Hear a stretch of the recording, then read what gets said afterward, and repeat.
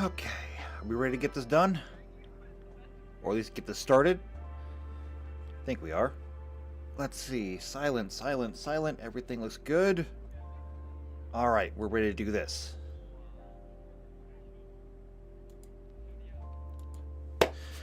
Hello! Shadowcat back, and we are working on a 40k module for Starjammer / Starfinder / whatever they're calling it. I don't care. Probably Starfinder, actually. I don't know. I haven't actually heard anything official from Paizo. Regardless, we're working on a 40k module, and last time we were here, we went over the Adeptus Mechanicus and parsed out all the things we're going to need to build to make ourselves a Mechanicus faction. And if I bring up our spreadsheet, right there. So, this is about everything we're going to need. We're going to need to have Tech Priests, we're going to need to have Skitarii, we're going to need to have some robots, Servo Skulls, which are just going to be... They're just going to be little passive bonuses. We'll need to make some vehicles, and then they've got a whole lot of special weapons and add-ons that are really unique to them. And so that's the stuff we got to do. But the first thing we really got to do is work on primarily the Tech Priest and maybe the Skitarii. So we'll have to work on that. Everything else is going to come later. Like the robots, there's a question mark next to them for a reason. I don't know if we're actually going to do them. The thing is, like, all of this is going to be really important if you're playing 40k, like the actual tabletop game. Because you'll need all of this stuff if you're going to build an army. But for our purposes, we're not building an army, we're building characters. When you're playing 40k on the tabletop with models, no one really cares about that one Space Marine right there, or this one Imperial Guardsman. But when we do this, it's going to be different because, well, you're going to be that one Space Marine, or you'll be that one Guardsman, and so that's why we have to have more of a focus on that. And we do have people in the chat this morning. Malachi was here first. Malachi says good morning. Good morning to you too. PC Unicorn also says good morning. Good morning to you too. Good to see both of you in here this morning as we get to work on this. So, here's what I think I'm going to do. I think I'm going to go ahead and make a new sheet. Unless I can just, like, stick some of this over here. You know what? I'm going to take all of this. I'm going to copy, and I'm just going to drop it over here on this sheet so we can keep track of it here. And then we'll put all of our different racial stuff and adjustment stuff and everything on this page. So, without further ado, let's get started on Tech Priests. And hey, Tux is in the chat. Hello, Tux. Good to see you here. And yes, it does say there's only one watching. Despite the fact that Malachi is here, and Unicorn's here, and you're here, and I have it up on my other screen so that I can actually see the chat, so I count as one. So that should be 4. I tell you what, though. You know what's a really good way to check this? If I look at the likes. So there's 4 people here that I can count on, and there's only 3 likes. Somebody didn't like the video.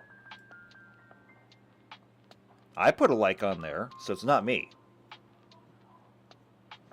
Now, I'm not going to name names or anything, mostly because I don't know who the names are, but if I ever find out, you will be publicly shamed.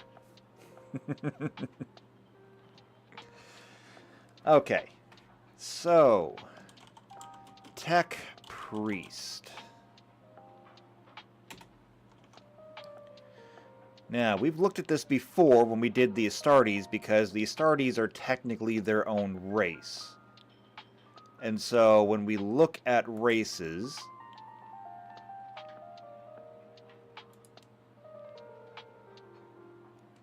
Let's see. Races. Here we go.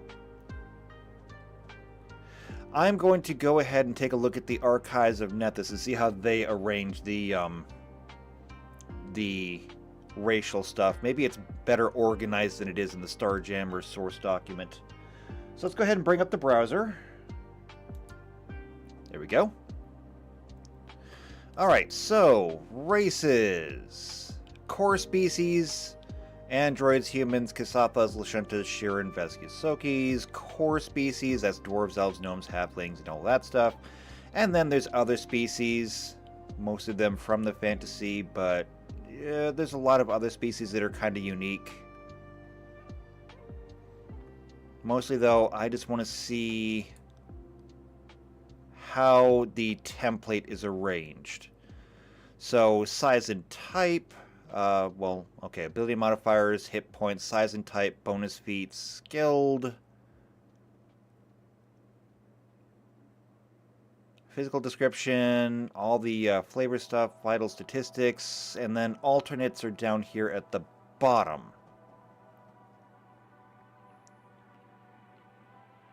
Okay. So that's alternate ability adjustments and alternate racial traits. So what I'm thinking is that we are just going to go ahead and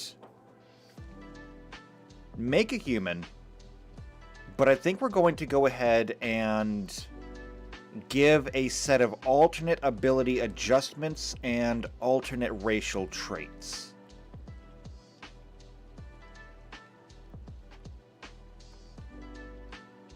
Okay, so how we're going to do this, I'm not entirely sure yet. We're going to be working it out on the fly, but we're going to start off with a template. And so we need size and type, bonus feat, and skilled. Oh, and also the ability point modifiers. So ability point, or ability modifiers. Now this is going to be the first change that we're going to have to make, because this says +2 to any one ability score, but if we come down here and look at the alternate ability adjustments, Featherlights get +4 dexterity and -2 strength. So we got a +4, -2. Gravity Dwellers get +2 strength, +2 dexterity, -2 charisma, so that's still a +4, -2. And so that's what we're going to do. We're going to go with another +4, -2. And what I'm going to do is I'm going to leave it a little bit open. I'm going to go ahead and say +4 intelligence. Because you are a tech priest, you have to be smart. However, as for your penalty, I'm going to say -2 any. So if you want to sacrifice your strength or your dexterity or your constitution, your wisdom, your charisma, your choice. I don't really care where it goes, because every tech priest is going to be a little bit different. Maybe you want to be a little bit tougher, so maybe you sacrifice a little bit of your strength. Maybe you don't care what people think about you, and you have no interest in interacting with anybody ever, so you sacrifice a little bit of charisma instead. I don't care where it's taken away from, just so long as it goes away. But you will be smarter, guaranteed. And the way that I play is, I know that if you're familiar with Dungeons & Dragons 5th edition, they put caps on how many ability points you can have. So I think the cap is 19 or 20, I'm not sure. And hey, JP made it. Hey JP, we missed you last week. We really did. We even found new friends that you haven't met yet. Anyway, though, in 5th edition, I know there's caps on abilities. I don't know what they are. I haven't actually played a 5th edition D&D game yet. However, I'm kind of interested in doing one, especially since I got some new books. But I don't play with ability score caps. So if you rolled your skills and you managed to roll an 18 and you put that 18 in your intelligence, I am absolutely fine with you having a 22 in intelligence after your ability modifiers. Okay? You are just absolute super genius. And nobody should be able to take that away from you. Unicorn says the cap is 20. Right, so that means that you're capped at a +5 in whatever you're doing. Me, I don't do that. I think that if you can get the skills up there, more power to you. See, my opinion has always been, I don't technically care if people munchkin. And if you're not familiar with the term, and I expect that most of the people in my chat are probably familiar with the term, munchkins are characters who are like super effective at exactly one thing, to the detriment of everything else. So you can have one character who has like perfect stealth, okay? They can literally walk right in front of people, and if you go by dice rolls alone, they're practically invisible, even in broad daylight.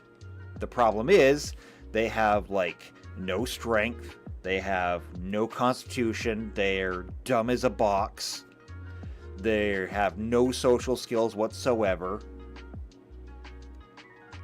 It's a munchkin character. It's literally non-functional in any other aspect of life.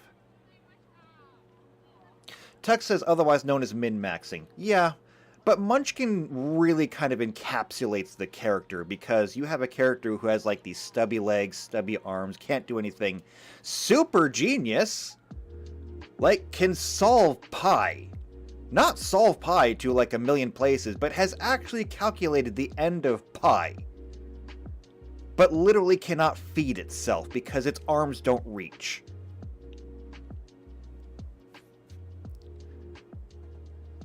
And so, if you want to make that character, I will never stop you from making that character. I will implore you not to make that character. I will say, please don't do this. Because you're going to have a bad time. But I'm not going to stop you from doing it. So, if you want to put, like, just all the points into intelligence, go for it. I will never cap you on your skills. Alright, so, ability modifier, you're going to get lots of intelligence. You need to have the intelligence. You're a tech priest. Next is going to be hit points. Your hit points are going to be unchanged. You still get 4. Then there is the rest of it. So, size and type. So, your size and type. Size and type. Size, of course, is going to be medium. And you will be a humanoid. So, medium humanoid. This, however, says the human subtype. And arguably, tech priests aren't really human anymore. So I'm going to give you a unique subtype, and I'm going to say cyborg subtype. Now, I don't know if that's really important in Starfinder. If there is an actual cyborg subtype, I could probably find out. I'm not looking it up right now, though. I don't care that much. Alright, so then there is bonus feat and skilled. However, when we look into alternate racial traits, adopted replaces skilled, dusk sight replaces skilled, fortified replaces skilled. What I think we're going to do is we're going to replace both of them.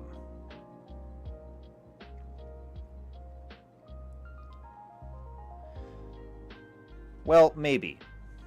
So the bonus feat, you only get one additional bonus feat at the first level.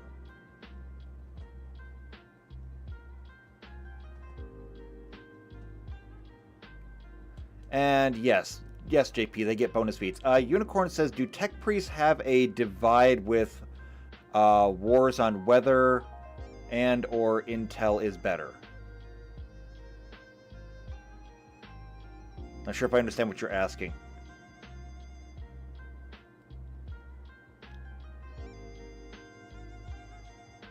Oh wait, did you mean wisdom? On whether wisdom or intelligence is better? Because I mean, it's possible there could be a debate there, but the tech priest. In fact, here's the thing. It's 40k. I don't think that wisdom is ever going to be a terribly high stat in 40k. I just don't see it happening. The problem is, like, the entirety of 40k happens because there is a lack of general overall wisdom in 40k. Like, the Eldar nearly wiped themselves out because of a lack of wisdom. Humanity has become stagnant because of a lack of wisdom. The orcs do not have wisdom well, I don't know. It's kind of hard to say. I'm going to say the orcs generally lack wisdom. The Tau seem to be the only ones who have any kind of general wisdom, and even they've used their wisdom to create a repressive caste society where you have no freedom, you have no liberty, you have no choice. You're born into a role, you served your role, you die in your role. Now, they are at least wise enough to realize that they can't do it alone, and so they have the greater good, and they will grab other races and bring them into the greater good. But that's like the high mark for all the different civilizations in 40k. I mean, the Necron are kind of wise, but let's not forget that the Necron basically teamed up with the Satan and said, yeah, we'll trade our flesh bodies for necrodermis and help you win the war. Yeah, how'd that work out for them? Most of them are still asleep. And Blizz is in the chat. Hello, Blizz. Wow, I think this is like the most people I've ever had in one chat at the same time. This is exciting. So am I forgetting anybody? There's the Eldar. I think I mentioned the Eldar already. Eldar, Imperium. Yeah, I think that's pretty much everybody in 40k. Yeah, nobody has a really high wisdom score. So I don't think there's a whole lot of debate there. There could be. If you wanted to be like the one wise tech priest, that's on you. You can put all your points into wisdom. Alright, so back to making our tech priest. So what I think I want to do is I'm going to leave the bonus feat. So bonus feat. Let's see. Yeah, I'm just going to put that right there. Bonus feat. Now, skilled, I am going to replace. And how am I going to replace this? I am going to replace this by...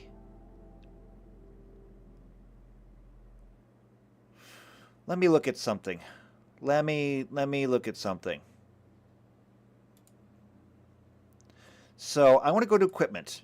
And I want to look at augmentations. No, not here. This kind of augmentations. All right, cybernetics. What about biotech? Maybe?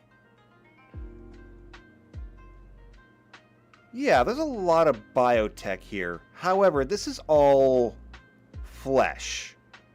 Slime lashes, rending talons. Yeah, we don't want any of this stuff. We want strictly cybernetics. Now, how much can we really do here? So, the price for a lot of these is not terrible. And so, the price for a prosthetic limb, either arm, hand, leg, or foot, is only 100 credits. It's not much. Hideaway limbs, weapon learning subroutines, things like that. Okay. But if we go up in levels, some of these are getting pretty high. And if we go way up, let's see, level 10, these are costing upwards of 16,000. And if we go all the way up to level 20...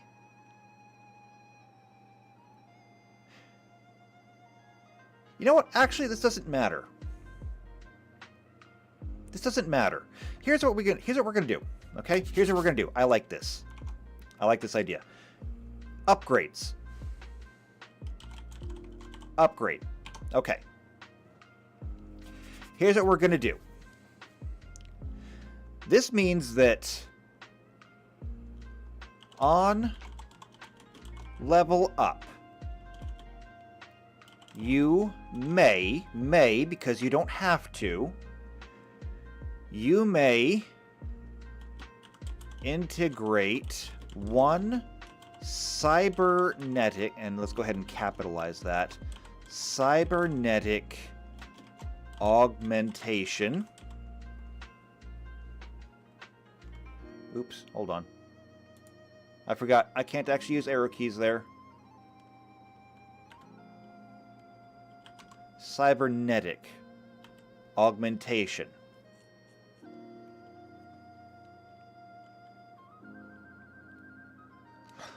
Now, this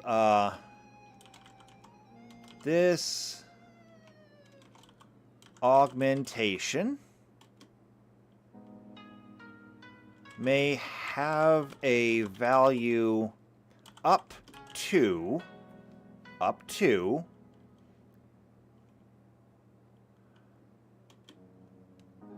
1,000 times character level. Okay? So this augmentation may have a value of up to 1,000 times your character level. Level restrictions apply. Okay. Now, the way I see this then, that means that when you make your character, okay, you are level 1. That means that with upgrades, you are allowed to integrate 1,000 times your level, so that is 1,000 credits worth of upgrades. That means that if you wanted to, at level 1, there's 1, 2, 3, 4, 5, 6, 7, 8, 9, probably not all of these, but you could get probably half to maybe a little over half of all of these. So you could start your character off. And I did say 1, didn't I? I did say 1. So I'm going to go ahead and say instead 1 or more cybernetic augmentations. These augmentations may have a cumulative value of up to 1,000 times your character level. Okay, there we go. So you can apply more than one augmentation, but they have to total up to the amount of credits you have to spend. That means that when you make your level 1 character, you can go ahead and get 4 prosthetic limbs if you want, for a total of 400 credits. You can get a vocal modulator. And this allows you a series of mini actuators allow you to reshape your voice box along with the miniature hyper-resonant chambers and close it open. This allows you to change the pitch, timbre, and tone of your voice. You can more easily imitate accents or pronounce alien languages. One of the things that tech priests can do is they have their own language. And I wonder if it's in here. I don't know if it's actually in here or not. Speak? No. Language? No. Okay, I do know that they can basically speak binary. And they can communicate to each other that way. It's not in here, but I know they can do that. So, you could get several of these cybernetic upgrades to start your character off, so long as it doesn't exceed 1,000 credits. And then, when you level up again, you can buy more. So when you get to level 2, you'll have 1,000 times level 2. You'll have 2,000 credits. You could get a couple of these haptic databases. That's 1,000 credits. You could get light vision shades for your eyes. You could get lots of things. And then so on and so forth. That does mean that when you hit like level 10, well, 1,000 times 10 is going to be 10,000 credits worth of upgrades. However, you can't actually afford the level 10 upgrades. And so eventually you will be capped out on the free upgrades that you're getting. That doesn't mean you can't upgrade on your own, it just means the free ones you get are going to be limited. So your free upgrades will essentially be capped out at level 10. Because even if you're level 20 and you get 20,000 credits, then the most expensive one you'll be able to get will be this soft light hollow frame. Okay? But still, that's free upgrades all the way up to level 10. And then if you want to have better, you'll just have to buy them yourself. But I think this is a really, really good way to do this. That means that we don't, I think, need to have a level adjustment. You can start off as a level 1 tech priest. And you can be, this is just your race, okay? You can be a race, a tech priest race. And then, let me go ahead and duplicate this one. Since this is just a race, there's still classes. So if you wanted to be a tech priest mechanic, which would make the most sense, then there you go. You can be a tech priest mechanic. But if you wanted to be a tech priest soldier, I mean, there are tech priests who do operate on the field. Now, there are some things that are removed, like we don't have technomancers, we don't have witch warpers, things like that. We don't have magic. So anything that revolves or involves magic is out. But any of the other ones is fine. Like if you want to be a vanguard, you could be a tech priest vanguard. I don't see a reason why not. So the Vanguard, change and decay are the only universal contents. Understanding these principles makes you a non-stoppable force in nature. A juggernaut brimming with fundamental energies that allow you to hold the front line of any conflict and turn your own injuries into strength. I think that should be fine. So you get an entropic pool, entropic strike. I think this is okay. So if you wanted to do that, you could be a tech priest vanguard, and so on. And you'll just continue to upgrade yourself along the way for free. And it might get a little unbalanced later on, but the fact is that you'll be a bit like a mage, where they start off kind of weak, but they can become a lot more powerful over time. The only problem is that mages tend to continue growing in power all the way up to the max level, whereas this will be capped. But I think that's pretty good.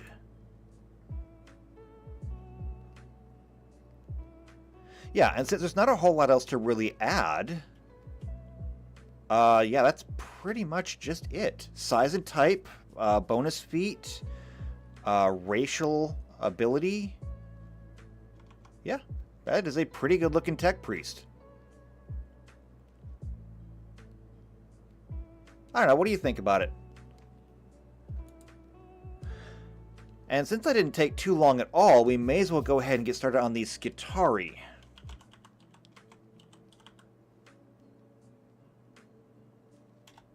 Because Skitarii are going to be very similar to the Tech Priest, except that they're going to have some downsides to them. But they're going to have some upsides too. So for Skitarii, so ability modifiers, hit points, size and type. They do get bonus feats. Everything else, though, we'll have to work out. Ability modifiers. I do not see a reason to change these Skitarii's ability modifiers and just leave it as a +2 to any one score.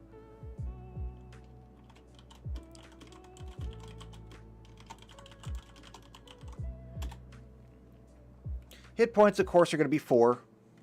Size and type, medium, humanoid, human. Why can't I type today? Actually, I know I can't type today. I'm cold. It's cold in here. It's cold everywhere right now. I hate winter.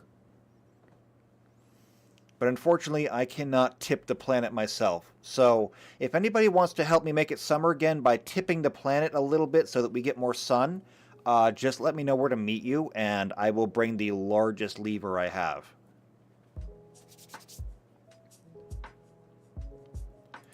Okay. So, Skitarii. Let's see what I can pull up on them. So, Adeptus Mechanicus.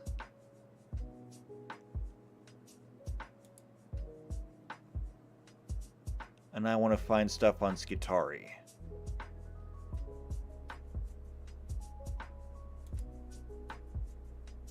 There we go. There's our Skitarii, and then there's Secutarii. I don't think we really need to work on them. Yeah, these are the Titan Guards created as the Honor Guard and Protectors of the Titan Legion. We don't need them. We just want Skitarii.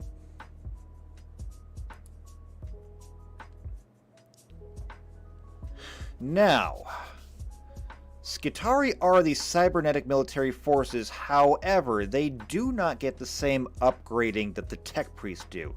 The Tech Priests see it as more of a rite of passage for them to replace their body parts with cybernetic parts. Whereas Skitarii, they just kind of get parts replaced as they fall off. Or sometimes just to make it easier for them, better for them. Let's see. Yeah, it says on titanium limbs, Skitarii stalk the war zones of the galaxy, looking from above like the columns of rust ants that hunt the dunes of Mars. The thing is, there's many different kinds of Skitarii out there, but all of them kind of meet the same end, and usually that is just kind of like death by environment. I know that not all of them are rad-soaked, but a lot of them are. And so we'll have to kind of work on that.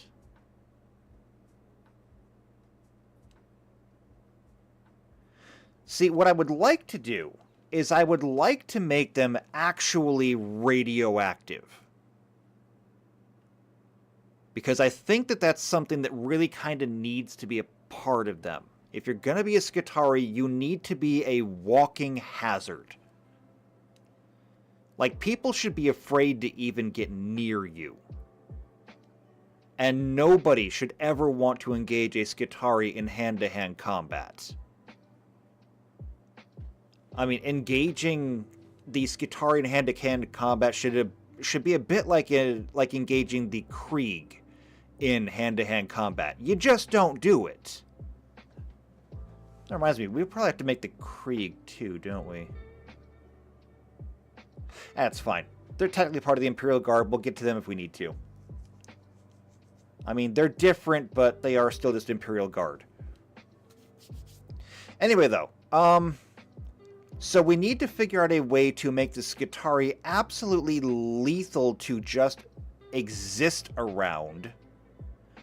At the same time, though, we can't have it so that you're killing your party members. So we have to balance this to where you're lethal, but not killing your... There's no friendly fire here, okay? And what I'm kind of thinking of is that perhaps we need to give them like an aura, and a very small aura. Like a 5-foot aura around them. To where, as long as nobody gets within 5 feet of you, they're fine. Meaning that we could have you in a party, and as long as your party members don't, get near you, that it's fine. They just have to give you a wide berth. But if you wanted to get up close with somebody to, like, stab them, then you would literally be poisoning them with radiation. That should get stronger the higher your level gets.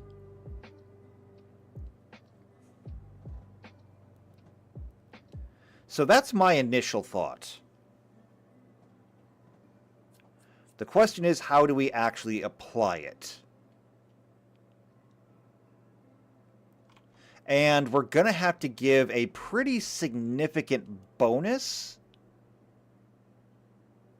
if we want to counterbalance this. So, like, the first thing that I think I want to do is make them radioactive. Okay?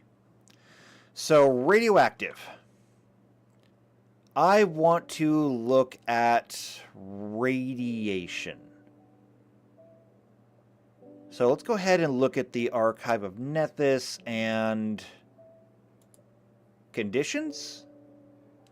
Asleep, blinded, burning, confused. No, this isn't really what I wanted.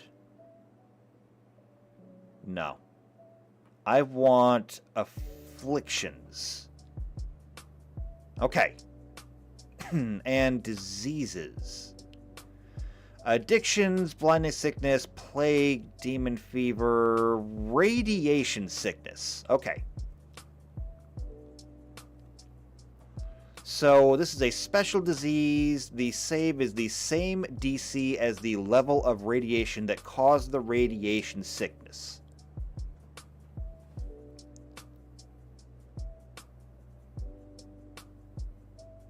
Alright, so this is actually really useful.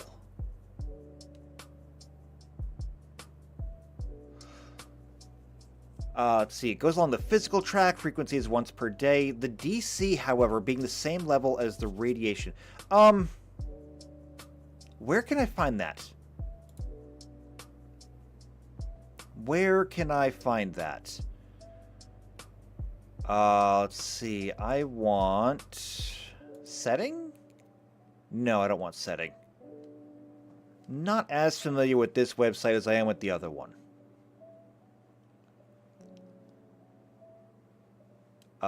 So rules? Okay, hold on. Maybe in here. Maybe not in here. Starfinder Armory, Starship Operations, Tech Revolution, no.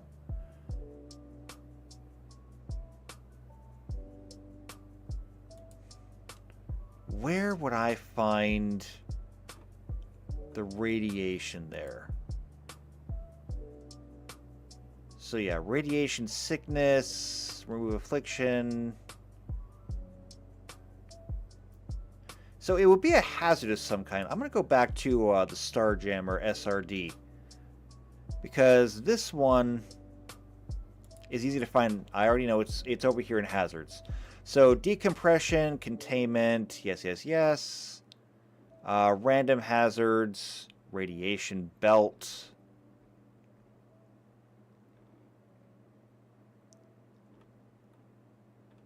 Planetary rings, solar flares, radiation belt.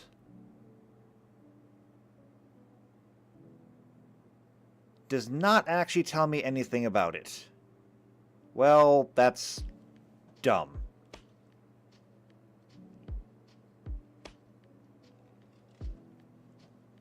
Alright, I need a quick Google search then, so that I can find this. So, Archive of Nephis Radiation.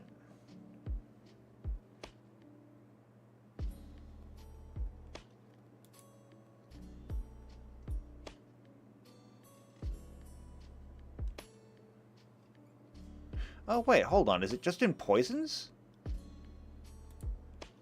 So, if radiation sickness is a disease, it says that radiation is considered a poison. You know, it kind of makes sense when you think about it. There we go. Alright, very good. We found it. We found what we needed. We're good here. Okay, radiation. No level, no price. You can't really buy radiation. It is a emanation. See below. The track is constitution. Frequency is 1 round. Alright. Radiation is an emanation poison, meaning that the victim only needs to enter an area suffused with radiation to be affected by it. Radiation suffuses a spherical area of effect that can extend into a solid object. The closer one gets to the center of it, the stronger the radiation becomes. Radiation entries list the maximum level of radiation in area, as well as the radius out to which the radiation level applies. It continues to fuse each increment out to an equal length and beyond that radius. Its strength is degraded by 1 level per increment. For example, a spherical area of high radiation with a radius of 20 feet creates a zone of medium radiation spanning 20 feet to 40 feet from the center in all directions, and a similar zone of low radiation spanning 40 to 60 feet. Okay. Now, very importantly, the DCs. So it says that low radiation is a DC of 13. Medium is 17, high is 22, severe is 30. Interestingly, high is 22. Here's what I'm thinking. Here is what I'm thinking. For our Skitarii, I'm going to make them radioactive, and I'm going to say they emanate a 5-foot sphere of radiation. The DC of the radiation is equal to the character level. So, your level 1 Skitarii will be radioactive. However, it will have a DC of 1. Which means that you're pretty much not even going to have to roll for it.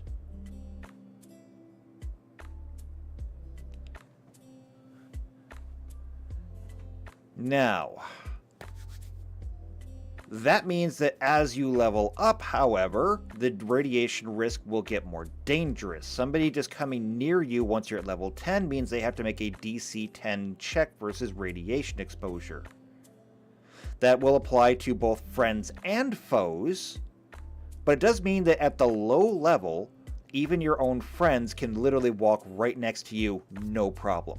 It's not until we get into the higher levels where even your own friends will have to say, you know what? You're a walking nightlight, and I don't want to be near you. Like, don't hand me anything. Don't give me anything. If you have something for me, put it in a box, walk away, and I'll get out of the box. Or just toss it to me. Now, the Skitarii are not immune to radiation. And so, we have to make it so that they are all but immune to radiation.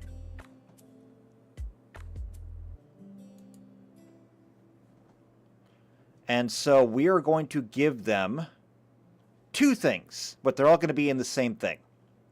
We already know they're radioactive. But I'm going to call them, or I'm going to call this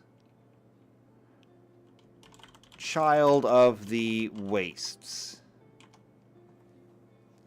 And what we're going to do here is we are going to go ahead and give them advantage on all rolls, on all saves versus radiation. Okay? So they've got that. But in addition, we will give them +1 on saves versus radiation for each cybernetic augmentation. Meaning that, let's say that you've got a good constitution. If you're going to be a Skitarii, you're probably going to want to have a really good constitution. So let's say you've got an 18 in constitution. Okay, really good. And you even went ahead and put your ability modifier to that. So now I got a 20 in constitution. That is a +5 on your fortitude save. Which I do believe that it is a fortitude save. Yes? Track type is constitution, so yeah, it'll be a fortitude save. So you'll get a +5 automatically. And depending on which class you take, you may get further bonuses to that. And you'll get advantage on it. So you get to roll twice, take the better one. But if we go ahead and give a +1 for every augmentation, then every time you add one of these, and a lot of these are really simple, like the prosthetic limbs cost all of 100 credits. You get 4 prosthetic limbs, that is an automatic +4 on your saves versus radiation. You get the lungs, now it's a +5. One of the throat ones, now it's a +6.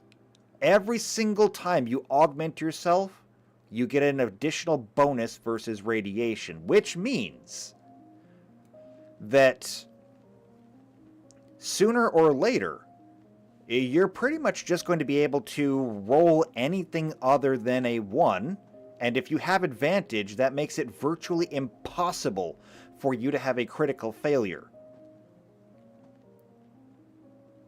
You have to roll double 1s on a d20 to have a critical failure versus radiation. I don't even know what the odds of that are. I really don't. So, continue augmenting yourself, make yourself virtually immune to radiation, and your character can go on for as long as it needs to.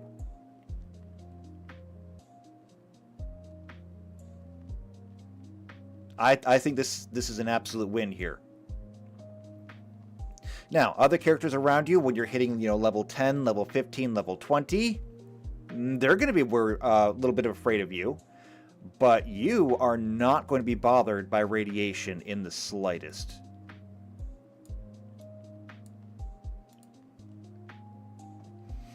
And so I think that will take care of our Tech Priest and our Skitarii.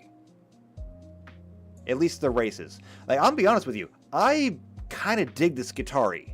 just as a first look. If I was going to make a character, I would absolutely want to be Mechanicus. I would have a really hard time picking between Tech Priest or Skitarii. I would just really have a hard time with that. Because both of them are super cool.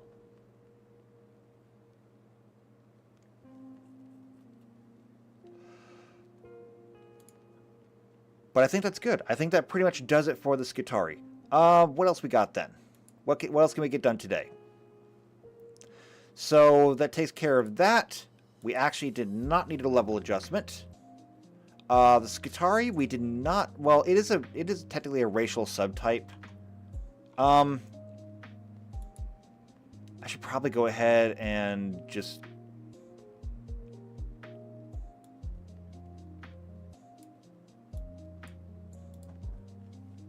I'm going to type in human subtype.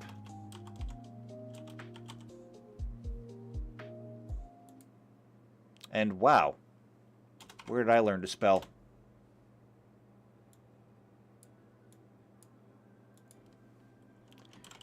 Human subtype. There we go.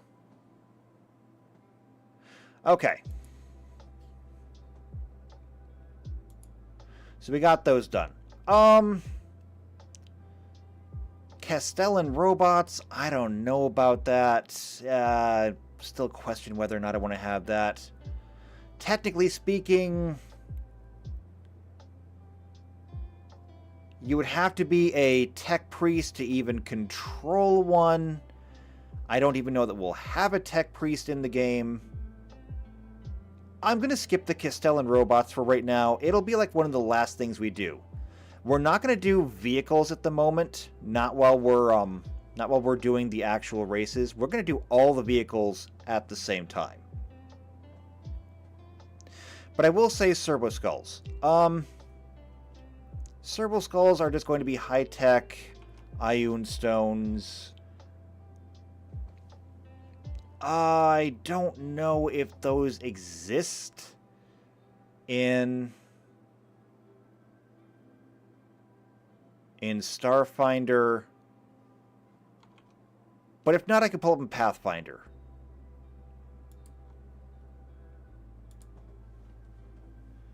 So, Pathfinder stones.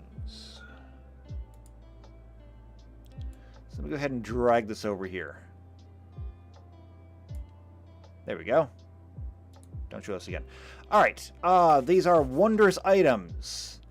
Crystalline stones always float in the air, must be within 3 feet of their owner to be of any use. When a character first acquires a stone, they must hold it and then release it, whereupon it takes a circling orbit 1d 3 feet from their head. Thereafter, the stone must be grasped or netted to separate it from its owner. They may voluntarily seize or stow the stone to keep it safe, but they lose the benefits of the stone during that time. And what do? They have auras. They have effects. So like the Agate Ellipsoid has a single use of the augury spell with a 100% success rate. Some of these, let's see. A clear spindle sustains a creature without food or water. Which, I mean, you get the idea why these are really strong. Dark green rhomboid, immediately notice poison within 5 feet of you. The Dusty Rose Prism gives an insight bonus to AC. Even a cracked one gives you a +1 on initiative, and a flawed one gives an insight to AC, -2 penalty constitution, though. So you get the idea of what these things are like. Part of me kind of wants to just copy this entire thing. I mean, that is a lot.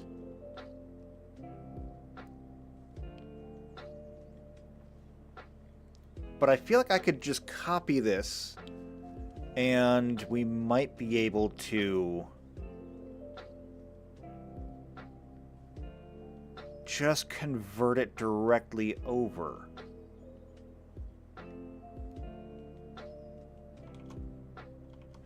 Let's see if that'll work.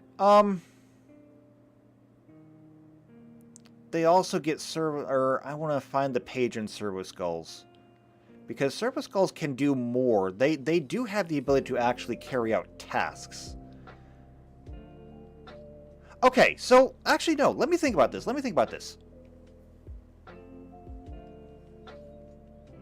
What do you think would be better? Should a Servo Skull be like an Ioun Stone? Okay, which we were just looking at. So these are stones that will give you abilities as long as they're near you. Okay? The Magenta Prism, a +2 enhancement bonus on any one ability score that can be changed once daily. Okay? That is super cool.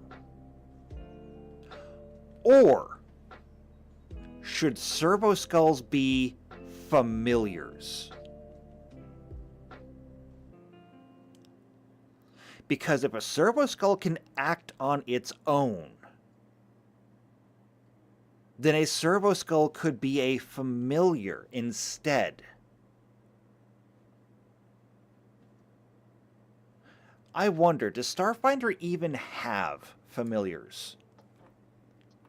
I've never actually played a magic class in here, so I don't know.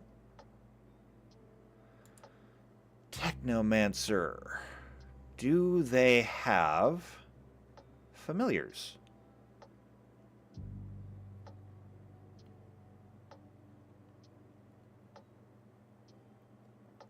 Spell cache, magic hack, tech lore, cache capacitor, resolve attunement, fuse spells. I don't see anything like that. But you know what? That doesn't mean that we could not make a familiar. Unicorn's on Team Familiar here. And I'm actually pretty good with that idea. Anybody else want to chime in? I mean, I suppose I could put a poll in. That's something I can do, right? Yeah, I can start a poll. Why not? Servo Skulls. Stone or familiar?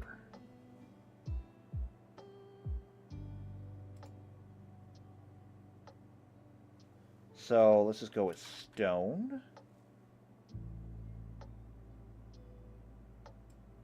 Oh wait, here we go.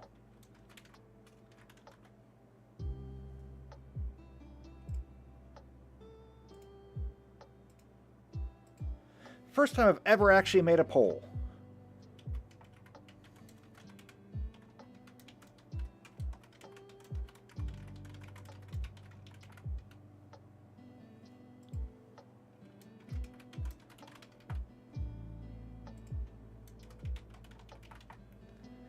And go. Ha! There it is. I did it. I made a poll.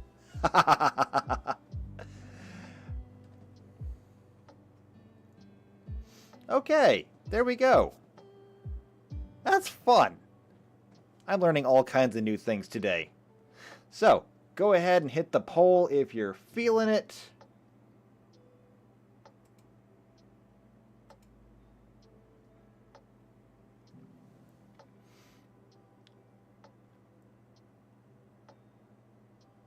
Unfortunately, I can't see my own poll. Why can't I see my own poll? Oh, there it is. Okay. I fixed it.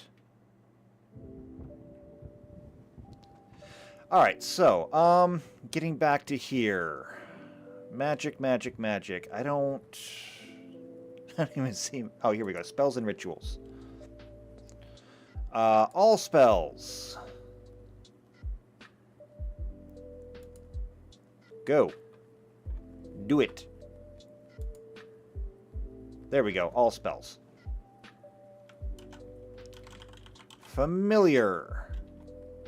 No. Just locate hive. Designate a familiar structure or starship and know its direction and distance. That's not helpful at all.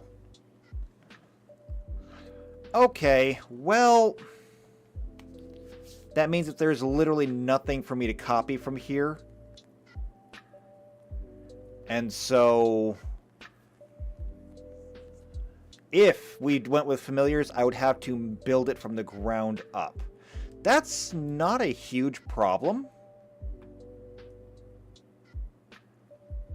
It's really not.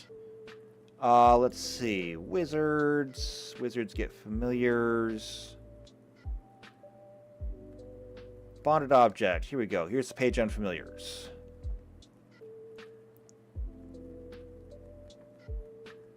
So that's all the different kinds of familiars you can have. But where's the stats on familiars?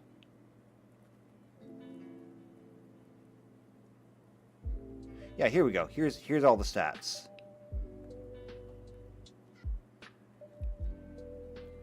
All right, so with familiars, at the first and second levels, they get an armor adjustment of +1.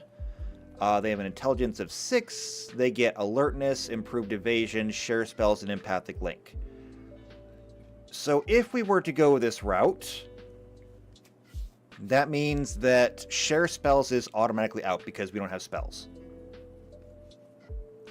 Alertness, however, while the familiar is within arm's reach, the master gains the alertness feat. Okay, fine. Improved evasion. When subjected to an attack that normally allows a reflex saving throw for half, the familiar takes no damage if it makes a successful saving throw and half damage even if it fails. By the way, just in case you were unaware, that half damage, even if the saving throw fails, is the entire reason for improved evasion. So if you've never considered improved evasion in your characters before, right there. Like now, you don't even have to worry about it. If there is anything that you get a reflex saving throw on, you're good. Oh, dragons breathing fire at you? Don't even care.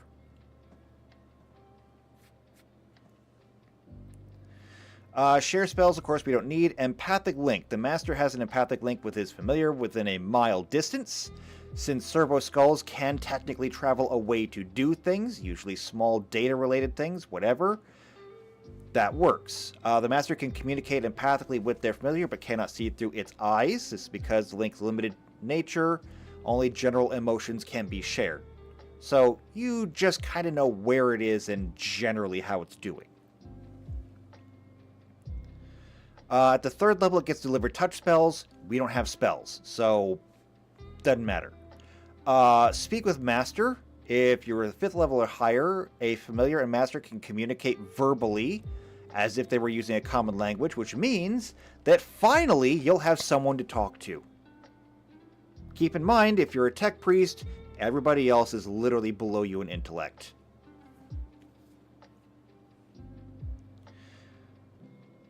Let's see.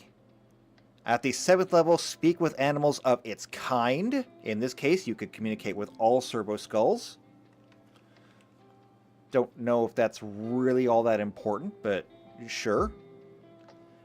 Spell resistance, not really important. And scry unfamiliar, which lets you just observe the area that it's in. And that's actually also going to be really useful.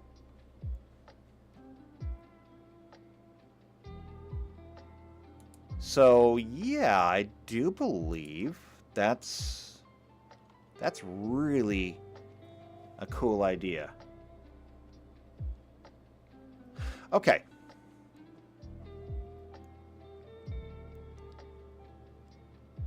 So, there's only one vote in here. The one vote is for familiars. I think we're going to turn servo skulls into familiars, and we're going to run with this. We'll have to make some certain adjustments, though, because I don't want to just remove the spell stuff. I would rather I would rather replace it with something more useful. So here's what I'm going to do. I want to... Well, first...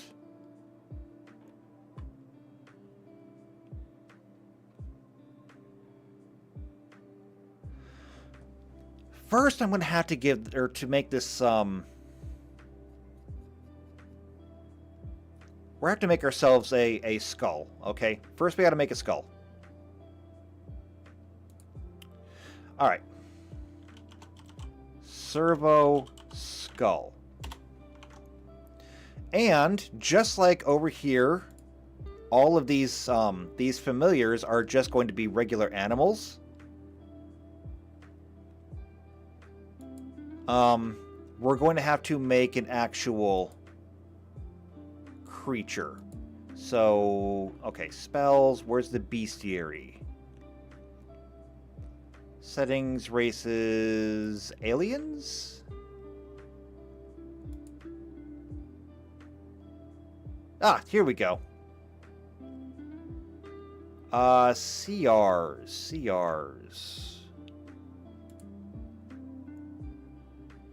What do we got here? Alright. So a Goran World Tamer CR1. This is just... Yeah, this is a sapling Goran operative. Sure, whatever. Don't care. Essentially what I think I'm going to be doing is I'm going to be building like a level 1 Lich. So I'll be borrowing a little bit here and there.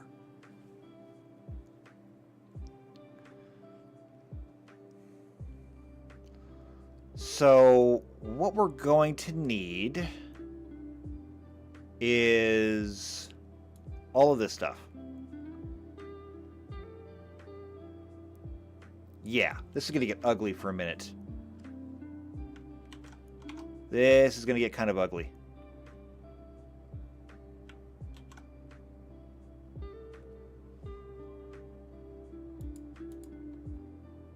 Okay. Now, let's go ahead and default formatting this.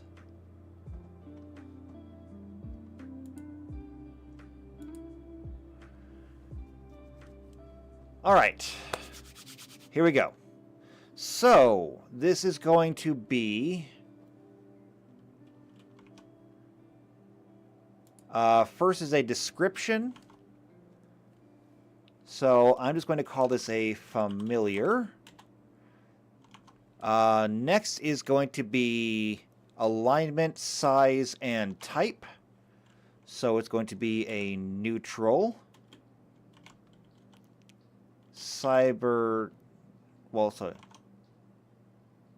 Neutral, tiny. And I'm just going to call it a skull. Why not? All right.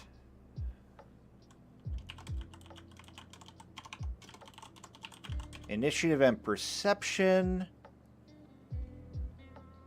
I don't know yet, but let's see. HP, EAC, KAC, Fort, Reflex, Will. Defensive abilities. It says limited plant benefits here, but I'm just going to say defensive abilities. The weaknesses are they are delicious. That is one hell of a rough weakness. I could not handle that.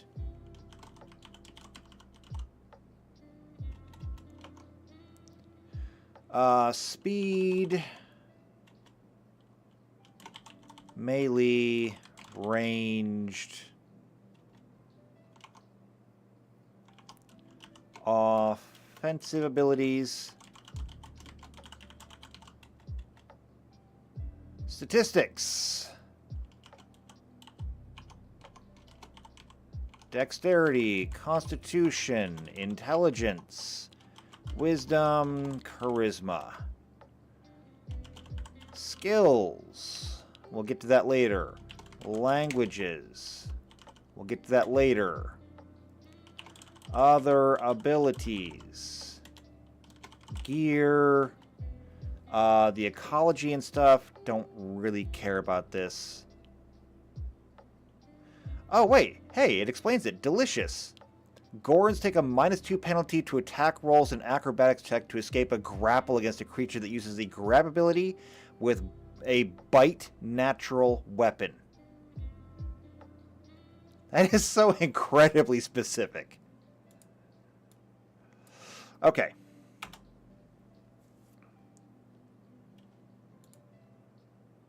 So here's our stat block.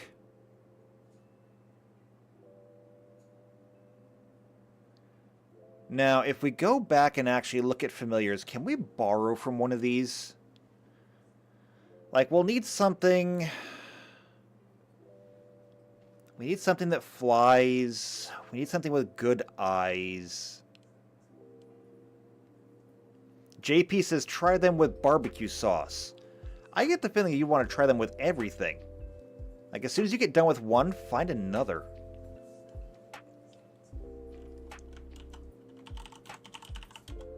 Alright, perception. What do we got here? Hawks. Master gains a +3 bonus on sight-based and opposed perception checks in bright light. Well, do we really want a perception-based... I mean, what does a servo skull do? Why don't we answer that first? What is their primary function? So let's see what we can find. Servo skulls?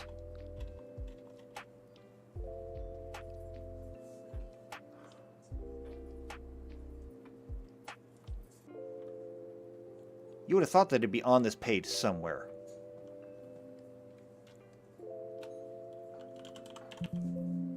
But skull is in fact nowhere even on this page. Wow.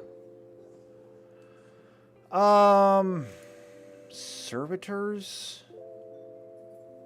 I mean, would we find servo skulls under here? Probably not. No, wait, actually we would. Okay. I didn't think I was going in the right direction. I went the right direction anyway. Alright.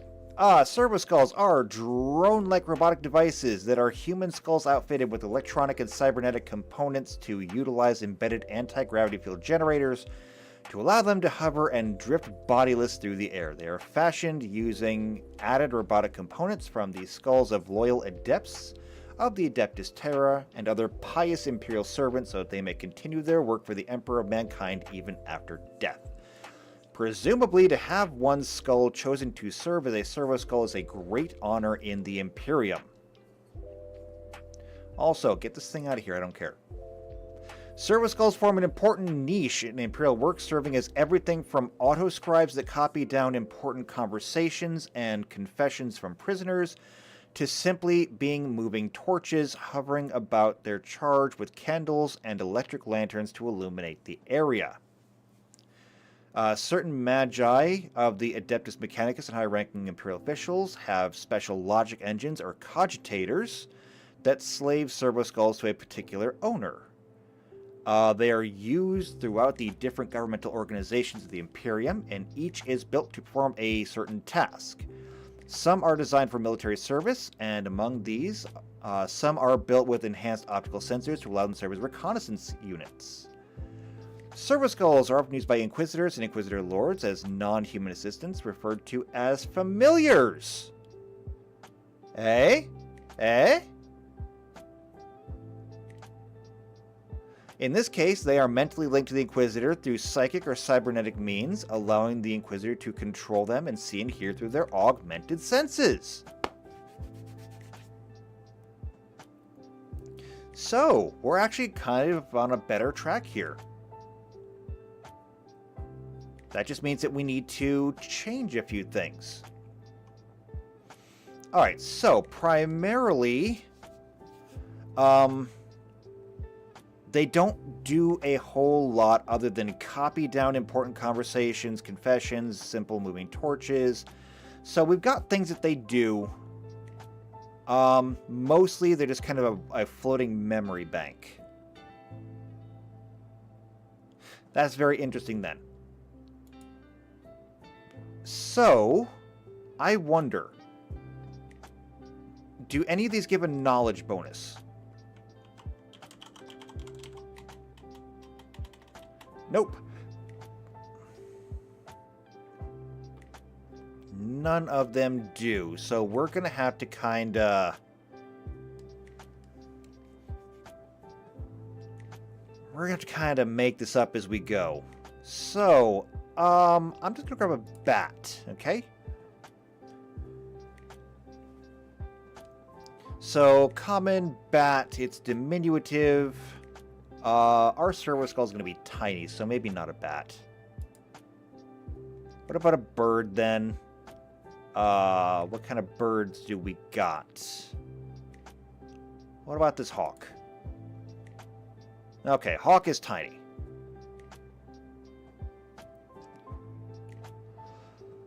So, for the hawk, it's got a speed of all of 10 feet. It's got a fly of 60 feet, but we're going to have to kind of make that our own.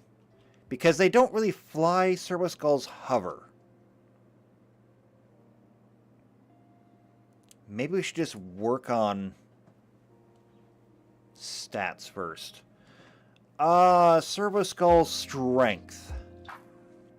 They don't really do things. And so the strength I'm just going to say is 1, okay? Because keep in mind we are doing Starfinder, and so strength determines how much bulk you can carry. And so this will mean that it can carry 1 bulk, which is technically like 6 pounds.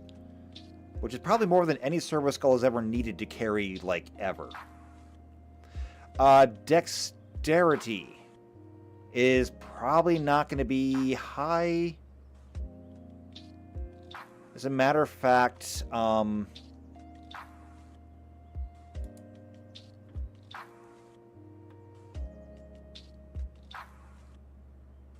going to say it has a dexterity of like 5. Okay, it's got a dexterity of 5. Constitution.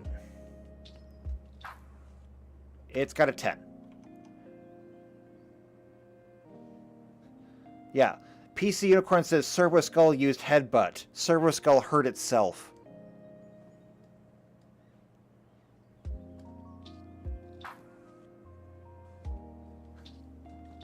Alright, so intelligence will change depending on the level of the person who has it. Wisdom is only going to be 1. Charisma, 1. Because it doesn't really need any of those. It doesn't do anything.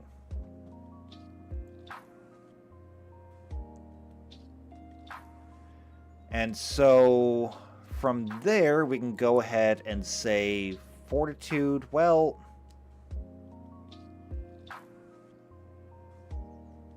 God, this is hard. How do you get stats for a skull?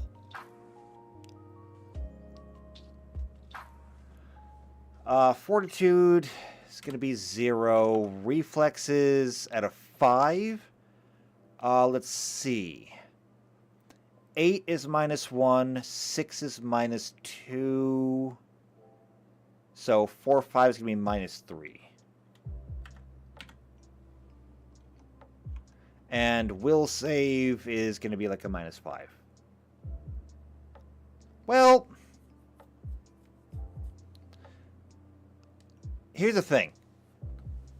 It doesn't really need a will save. Okay? It doesn't have a brain. It doesn't have a mind. So anything that you're throwing at this thing... Yeah, here's what we got to do. Here's what we got to do. It's not a tiny skull. Okay? It's not a tiny skull. It's a tiny construct. Okay?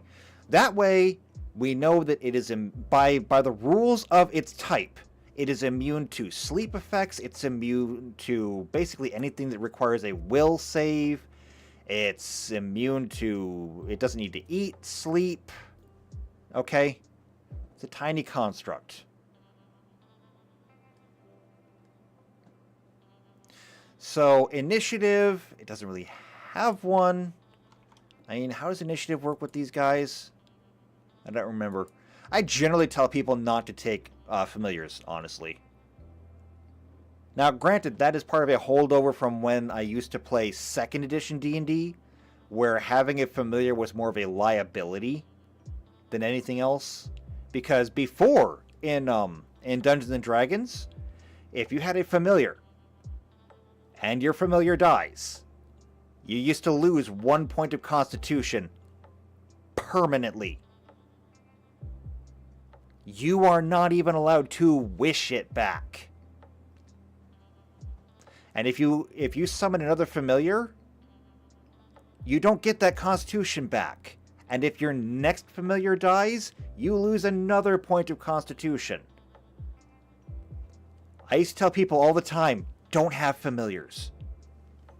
Now, the rules have changed, but I'm still always a little bit wary of having familiars. I do believe that familiars will just get their own initiative if you want them to, so you can roll for it if you want.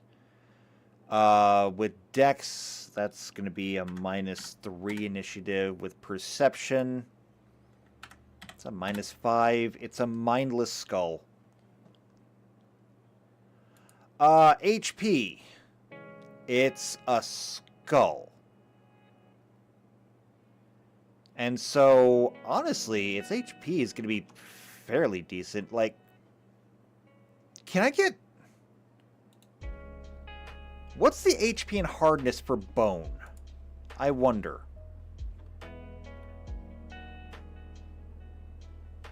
That's going to be down under equipment, I think. Damaging objects. Materials. Glass, paper, rope, ice, leather, or hide, wood, stone, iron, steel, mithril, or adamantine. They do not list bone.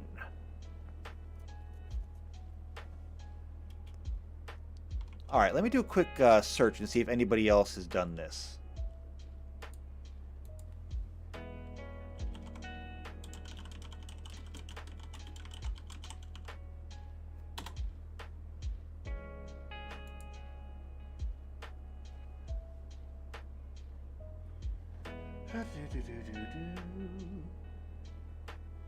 Oh wait, here we go. It's under special materials.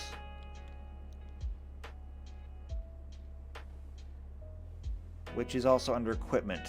So we'll go back up here. Special materials. Adamantine, azite, basalt, blight quartz, bone. Here we go. Bone can be used in place of wood and steel in weapons and armor. Other animal-based items like horn, shell, and ivory also use the same rules for bone. Let's see. Light and one-handed melee weapons, as well as two-handed melee weapons, deal bludgeoning damage only and can be crafted from bone. Hafted two-handed weapons, such as spears, can be crafted with bone tips, like arrowheads. Other two-handed weapons cannot be constructed of bone. Bone weapons have half the hardness of their base weapon and have the fragile quality. Masterwork bone weapons also have the fragile quality, but magic bone weapons do not. Let's see. Armor. Studded leather, scale mail, breastplates, and wooden shields can all be constructed using bone. It either replaces the metal components of the armor, or in the case of wooden shields, large pieces of bone or shell replace the wood. Bone has a hardness of 5 and the fragile quality. The armor shield bonus of bone is reduced by 1, but in the case of studded leather... check penalties also... Okay, so... the hardness is 5, which means that it will actually shrug off the first 5 points of damage. Which means that our servo skull will actually have a kinetic damage reduction. Actually, you know what? Not even just kinetic. It's going to have a damage reduction. A DR of 5. Now, a skull is going to be super light. I mean, a skull will only cost like, or will only weigh like 1 pound. So, I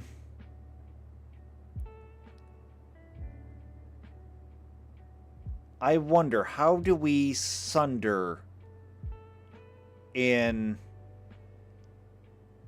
Starjammer? Because if we can find that out, we can find out how we're going to do this. So, combat, sunder, smashing an object, lighting, walls, materials, here we go, doors, material hardnesses. By the way, is bone in here? No, bone is not in here. I didn't think it would be. Smashing an object. Okay.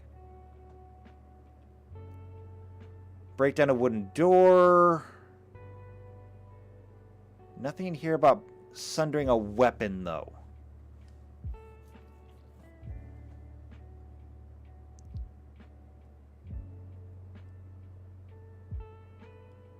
Yeah, nothing in here about sundering a weapon. There's breaking doors. But that's about it.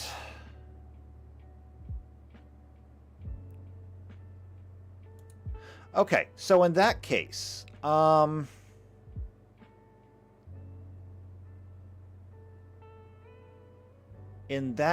think I want to come back here.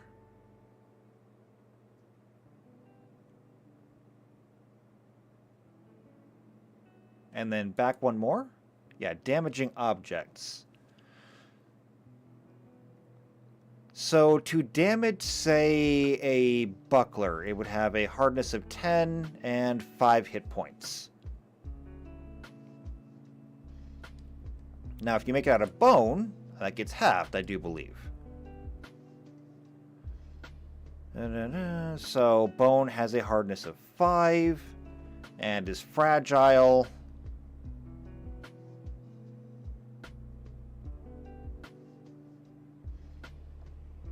But it doesn't say anything about hit points. So, I'm going to go ahead and assume that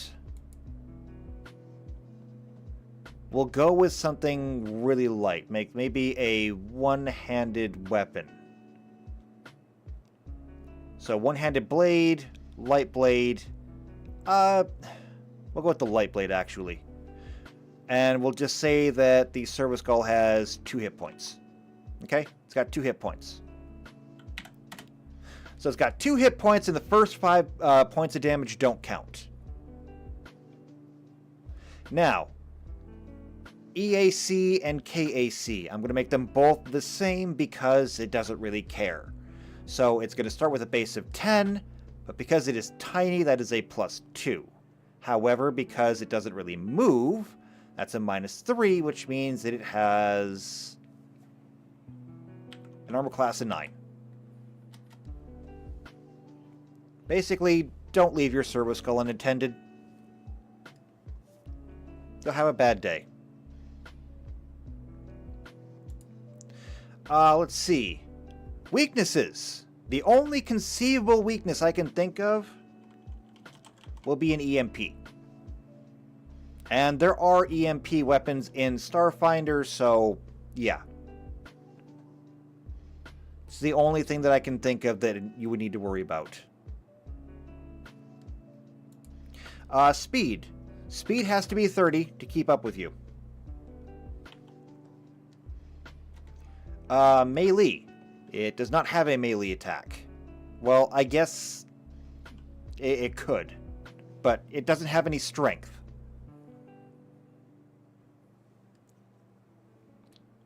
So it doesn't really matter. So its melee will be a slam, which will be Where did I see that before?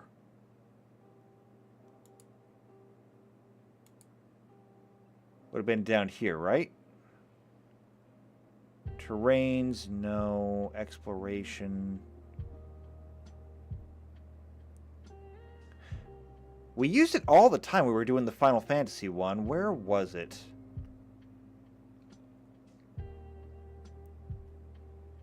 Oh, it was under combat, wasn't it? Yeah, space reach and threatened area. Perfect. So it's a tiny creature, which means that its slam is 1d2.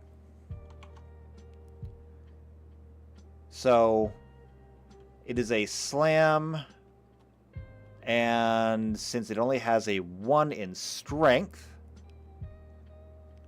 if a 5 is a -3, we're gonna drop down by 2 more, so that'll be -5. So yeah, slam,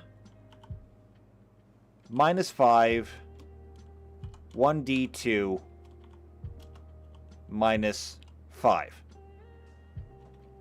Okay? If you try to use your Servo Skull as a weapon, you will actually be healing whoever you hit with it.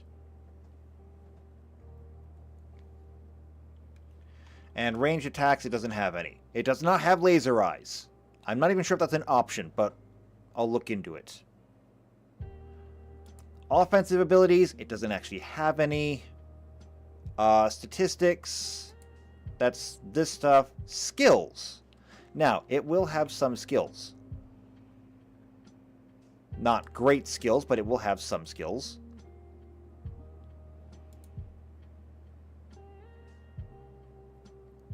And this is the wrong place.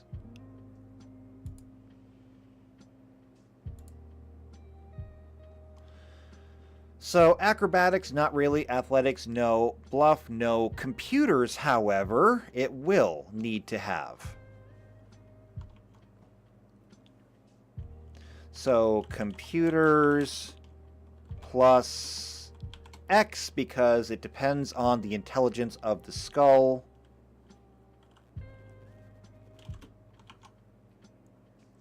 Culture, diplomacy, no, no. Disguise, no. Engineering.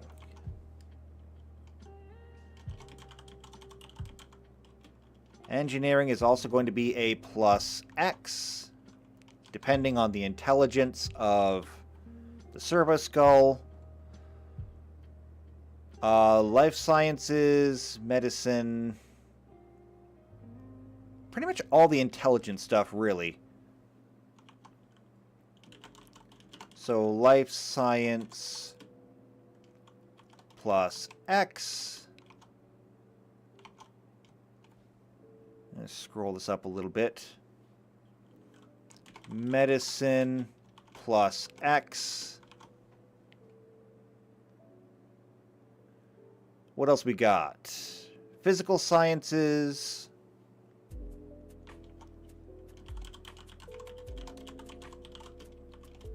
Plus X. Profession, no, not really. And that's about it.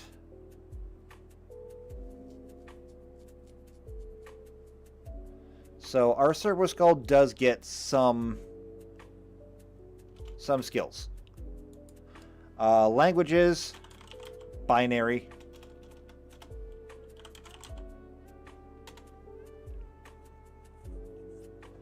Other abilities, though. Now here's where we can get into some of the flavor stuff.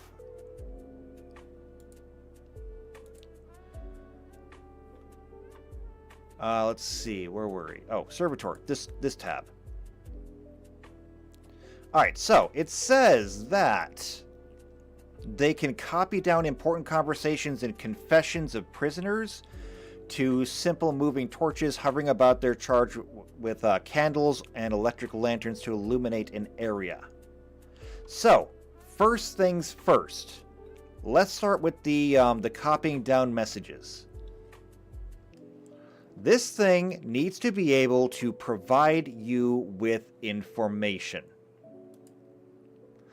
That means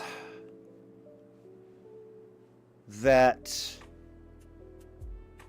instead of knowledge checks in Starfinder, you have these sciences or engineering. I'm going to say gives advantage on intelligence based skill checks. Also, we know that they can provide light. So all we need to do is we want equipment and we want lights. And that's going to be technological items. So we've got cables, comms, locks, medkits, buoyancy harnesses, enviromasks, laser drills,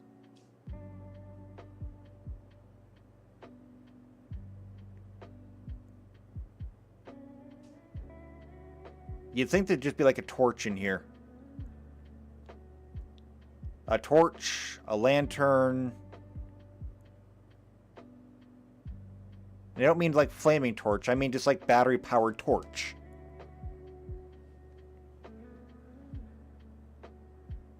But I don't see one.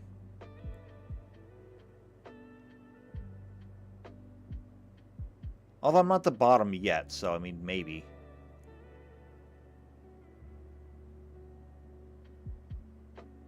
However, I'm getting into higher level stuff here. How high a level does a torch need to be?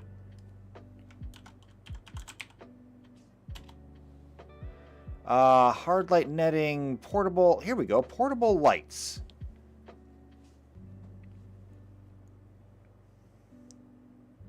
There we go. That's all we needed.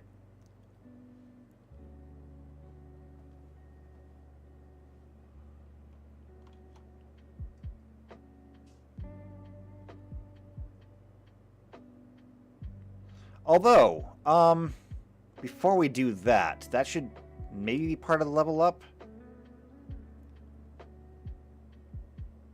Okay. That should actually probably be part of the level up. So, here's what I want to do. I want to copy this. So we're going to copy this, and I want to put it right here.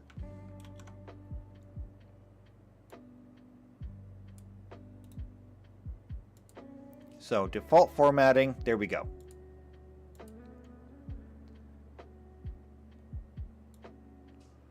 So we can get rid of the share spells.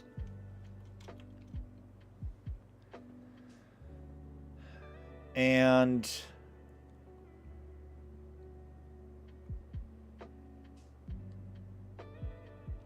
I think this is where I'm going to say it gives the advantage on skill-based checks.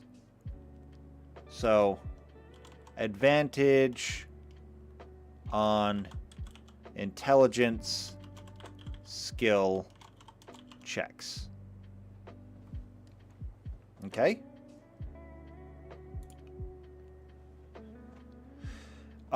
So for the next level up, instead of delivering touch spells, because we don't have touch spells, I will put in here portable light.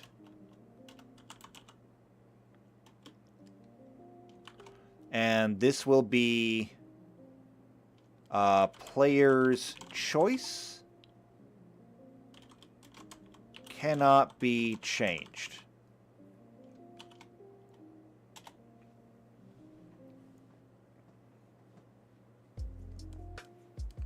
So then you'll be able to get your torch or lantern or whatever you want, because you got options. You got some options here. So portable light beacon. Oh, here we go. It actually shows all of them. So a portable light increases light by 1 step, determined by the follows. A flashlight is a 20-foot cone. A lantern is a 10-foot radius, a beacon is a 50-foot radius, and a spotlight is a 100-foot cone.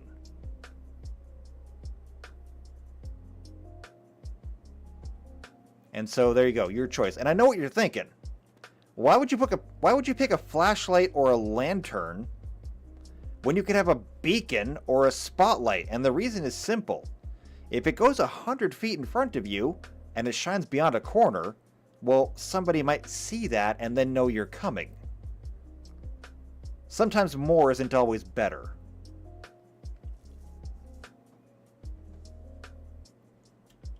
So you can have a portable light of your choice. Speak with Master doesn't need to change. Speak with animals of its kind doesn't need to change. Spell resistance, however. We don't have spells to deal with, however, we do have hacking. And so we can just make this hacking resistance.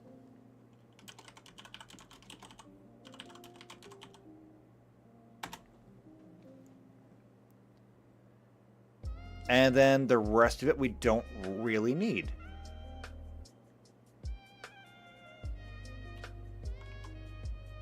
Now, as far as gear that it's holding,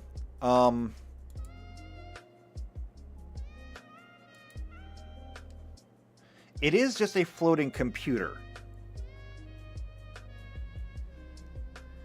And so we could technically give it some upgrades. Maybe, I'm not sure.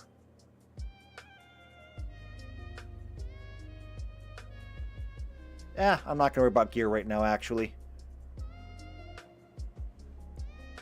But either way, we've got statistics for a servo skull. We've got the level up for the familiar, which means that, you know, it's already got an armor class of 9, but it gets natural armor as it becomes stronger. So at the first level, it gets a +1, which is going to kick your armor classes up to a 10. With a damage resistance of 5, which is really good, even if it only has 2 hit points. And it'll start with an intelligence of 6, which is not great. An intelligence of 6 means that your computer checks will have a penalty of -3, I think. And it's not until you get up to level 10 that it's actually going to even out. However, just giving you advantage on the intelligence-based skill checks is kind of worth it.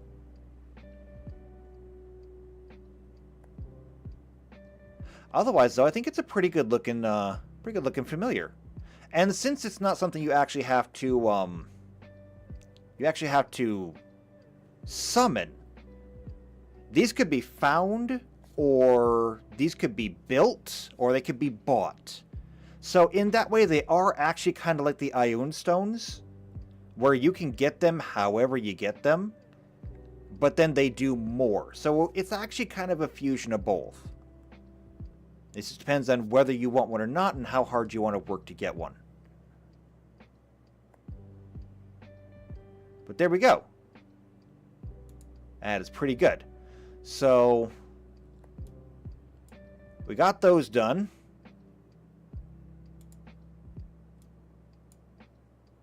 And we got servo skulls done. They said vehicles are going to wait till later. Robots are still a bit iffy. However, that does mean that we still have radium weapons, phosphor weapons, Cognis blasters, galvanic rifles, plasma calivers, conversion fields, refractor fields, and the Skitaris war armor. So we still have a lot to do, and we don't have time to do it today. What I will say that I'm going to do today is, since the last one went really long, I think I'm actually going to end this one a little bit short. We got our Tech Priest, we got our Skitari, we did the skulls. The Tech Priest and the Skitari look really awesome. I'm really excited for them. Servo Skulls, they're okay. They're just okay. But I mean, they don't need to be something super special either. This is what we really came here for. This is what we wanted, and they look good. I'm excited for at least having like one tech priest in the party. We'll have to wait and see. And the weapons, we'll wait and do them next time. And with that, I think I'm going to go ahead and end this. By the way, I am in the process of trying to draft the applications or surveys. I'm not even sure what it's going to look like for the tabletop games. I said before that they are going to start as soon as I can get the forms filled out. I will put them out to everybody to start filling. I got to figure out how I'm going to distribute the forms, how I am going to compile the information, and try to sort this all out into some kind of functional list so that I can start actually scheduling a tabletop game. Because I think I'm only going to have time for one during the week. Anything more than that I think would be a bit much. So I will need to find out when people are going to be available and where I can make a party fit. It's complicated. I'm trying. I'm doing the best I can. But I am hoping to get that out soon as I can figure it out. And once that's done, we'll get started on the actual tabletop games, because we got a lot to work through. But for now, we're going to take a break. Come back next time. We'll make all the pew-pews that are going to make people hurt, and we'll have fun with that. So if you want to be here for that, make sure you subscribe to the channel. Hit the bell icon. That way you get notified when these streams are about to come out. As far as I know, YouTube is still sending out notifications for my streams, so that's good. So you should get notified a half an hour, and even if you don't, there are other ways to find out. If you know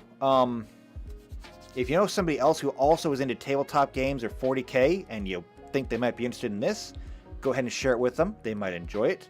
But otherwise, though, if you're liking this kind of thing, leave a like on the stream or the video afterwards. Leave comments. Comments are always good. There's a Discord server. You can come and join us. There's not usually a lot going on, but you know what? Still good people. You never know. You can share stuff if you want. And if you want to join the tabletop game, you will have to be a part of the Discord server. So if that's in your future, then come join us. So with that being said, I'm going to cut it off here. I will see you next time for all the fun weapons in 40K, or at least on Mars. And until then, take care.